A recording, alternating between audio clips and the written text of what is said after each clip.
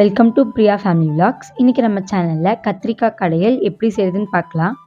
ஒரு கடாயில் தேவையான அளவு எண்ணெய், கடுகு, வெந்தயம், கருவேப்பிலை, கட் பண்ணி வச்ச வெங்காயம், பச்சை மிளகாய் சேர்த்து நல்லா பொன்னிறமாக வறுத்துக்கலாம்.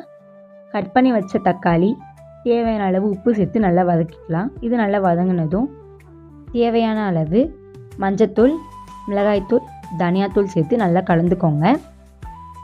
கட் பண்ணி வச்ச கத்திரிக்காய் சேர்த்துக்கோங்க. ஒரு லெமன் சைஸ் அளவுக்கு புளி கரைச்சி வச்சுருக்கோம். அதை ஊற்றி நல்லா மிக்ஸ் பண்ணிக்கோங்க.